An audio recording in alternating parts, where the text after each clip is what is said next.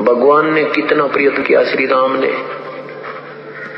और करोड़ों व्यक्तियों की हत्या होगी सीता जी को रावण की कैद से छुटवाने के लिए। दिवाली किस उपलक्ष्य में मनाई जाती है कि श्री राम जी अयोध्या लौटे थे सीता जी को संग लेकर के, इसलिए उस खुशी में दीपावली मनाने लगे, घर घर में दीप जगाने लगे।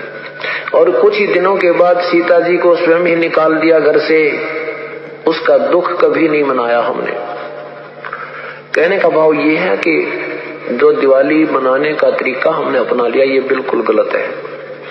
दीपावली के दिन भगवान की कथा करनी चाहिए, ये बकवाद नहीं करनी चाहिए जो हम कर रहे थे।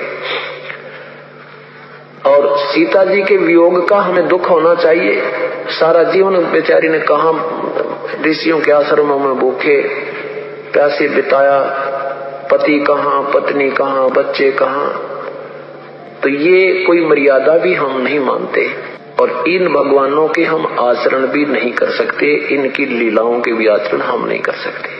कहने का भाव ये है कि ये जो परमात्मा था उसकी तो हमें जानकारी हुई नहीं, और जो भगवान नहीं थे उनको हमने प्रभु मान लिया। हम रोज दिवाली मनाते हैं, भगवान के गुण गावा, उनकी चर्चा करें, उनको याद करें, और रोज दिवाली मनावा, सुबह शाम याद करें भगवानों को।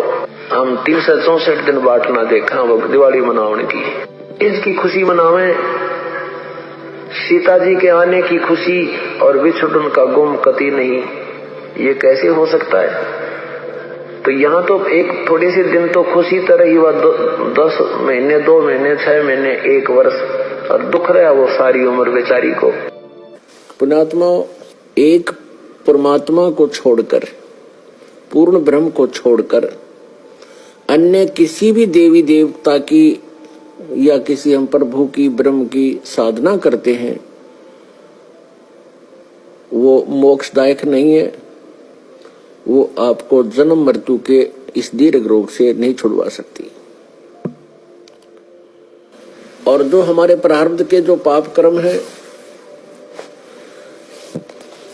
उनको भी पूर्ण परमात्मा ही नाश कर सकता है। नहीं तो आप जी के पास इतिहास है हमारे भगवानों का जिनको हम परमात्मा माना करते थे, जैसे श्री विष्णु जी, उनके अवतार श्री रामचंद्र जी, श्री कृष्ण जी। सत्संग में आपको बताया था कि वो भी अपने प्रारब्ध के कर्मों को समाप्त नहीं कर सके, उनको भोग कर ही समाप्त किया। भगवान श्री रामचंद्र जी पे जाता था कि ये सर्वेश्वर हैं, महेश्वर हैं, सर्वशक्तिमान हैं, सब दुखों का निवारण कर देते हैं। यानी विष्णु भगवान कहो, चाहे श्री रामचंद्र जी कहो या श्री कृष्ण जी कहो। तो हम ये सोचा करते थे कि ये भगवान हमारे दुखों का निवारण करते हैं, ये समर्थ शक्ति है।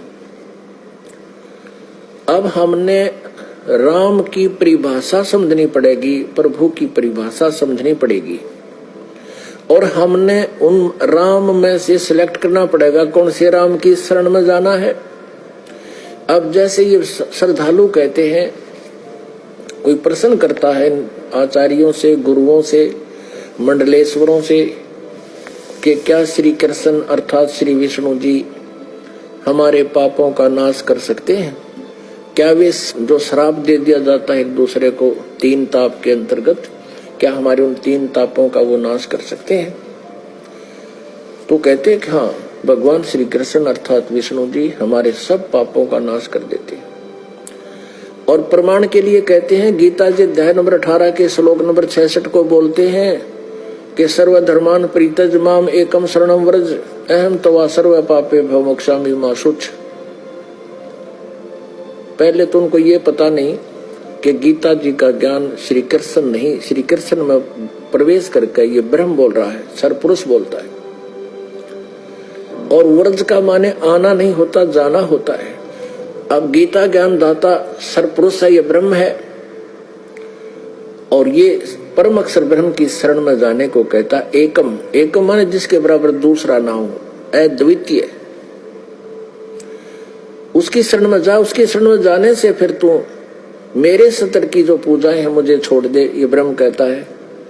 फिर मैं तुझे यहाँ कुत्ते गधे सूअर यानी कष्ट नहीं दूंगा, मैं अपना कर्जा चुका लूंगा।